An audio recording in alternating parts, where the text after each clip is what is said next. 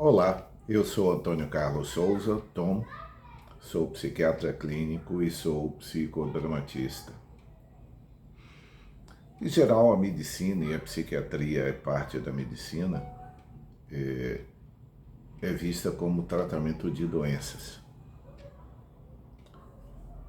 Como qualquer pessoa que faz clínica sabe que medicina é o tratamento de pessoas que têm uma doença.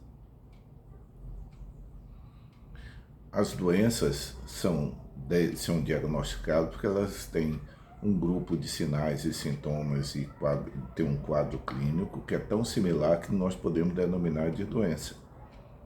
Mas cada pessoa, cada organismo pode reagir de uma forma diferente, tem uma particularidade na maneira de lidar com a doença. E cada pessoa, em sua história, com sua história, em seu momento de vida, vai lidar com a doença de forma diferente de outra. Duas pessoas diferentes, com o mesmo diagnóstico, podem ter formas diferentes de lidar com a doença. Dá um exemplo. Existe uma doença degenerativa muscular, neurológica, mas que se reflete no controle da musculatura, chamada esclerose lateral amiotrófica. Essa doença a pessoa preserva integralmente a parte cognitiva, o pensamento, digamos assim, não existe nenhuma alteração, mas a musculatura vai perdendo a pessoa vai perdendo a capacidade de controlar a musculatura e, em geral, tem uma evolução fatal. Mas a cognição, o aparelho, o pensamento é totalmente preservado. Essa doença nos Estados Unidos, ela é chamada de doença de Lou Gehrig. Lou Gehrig era um jogador de beisebol que em 1941 ele morreu de esclerose lateral amiotrófica. Uma outra personalidade que a maioria das pessoas conhece ou já ouviu referência foi um físico teórico que era titular da cadeira Isaac Newton em Cambridge, na Inglaterra, chamado Stephen Hawking. Stephen Hawking tinha uma variante de ela que era mais lenta. Então ele demorou anos a fio, mais de 40, 50 anos, apresentando os sintomas progressivos da doença.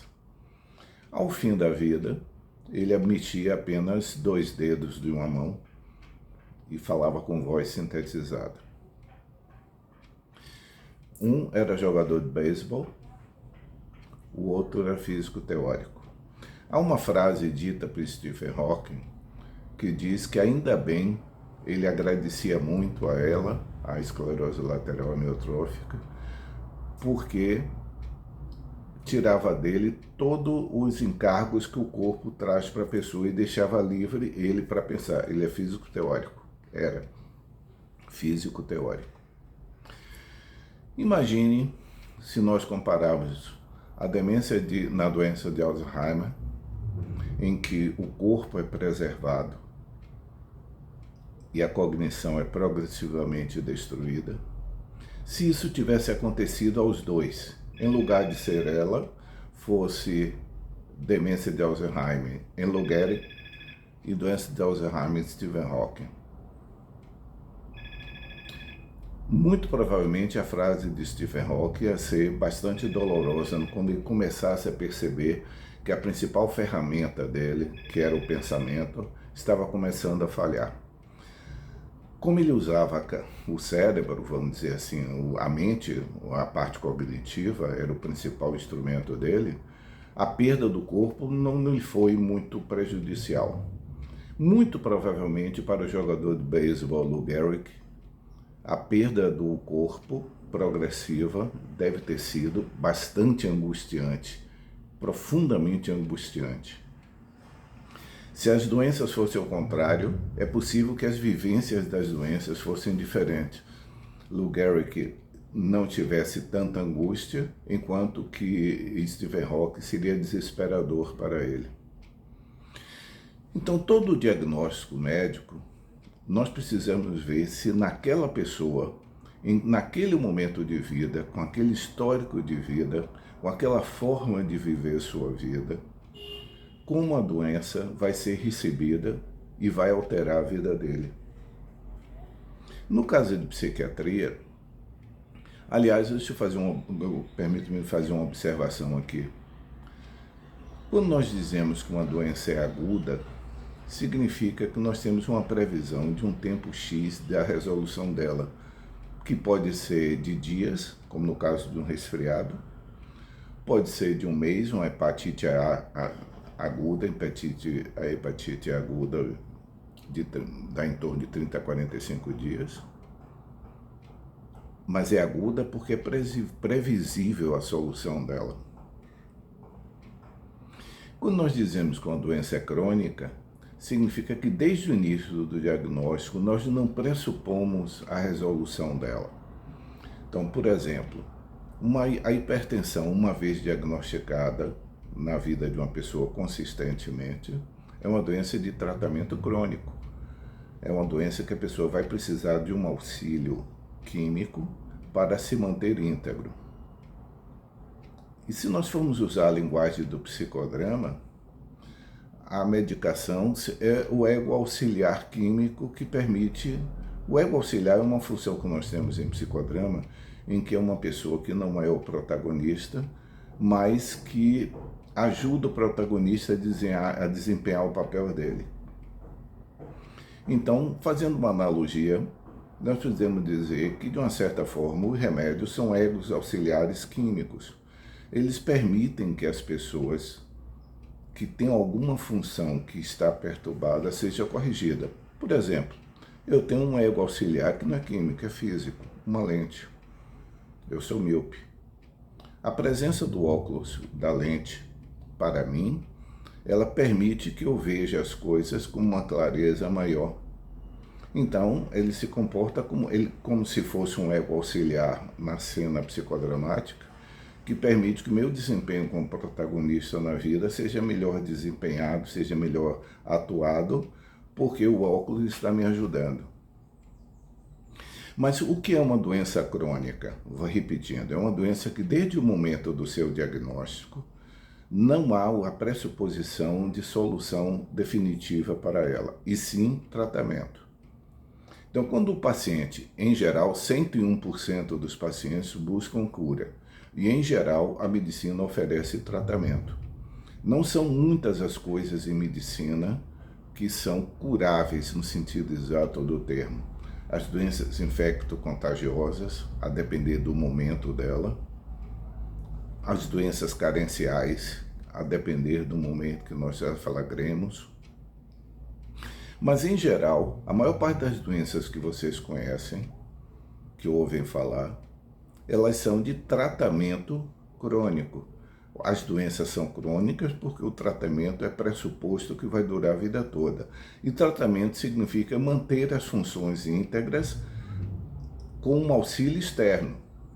Quem tem apneia de sono vai usar um recurso físico, que é o CPAP, a pressão positiva. Quem tem miopia vai usar o óculos. Quem tem hipertensão vai usar um comprimido de um antihipertensivo. Em psiquiatria, tal se dá. A maior parte dos diagnósticos psiquiátricos, eles têm uma evolução crônica, ou seja, o psiquiatra não tem autoridade para dizer isso está curado. Nós podemos dizer que isso está sob controle, ou seja, o tratamento é para controlar a evolução do problema. Curar não é uma pressuposição, é tratar. Então, crônico não significa que é mais grave do que um agudo. Uma pessoa pode morrer de uma doença aguda, um infarto é uma situação aguda. Uma pessoa que tem um transtorno afetivo bipolar é um transtorno psiquiátrico crônico.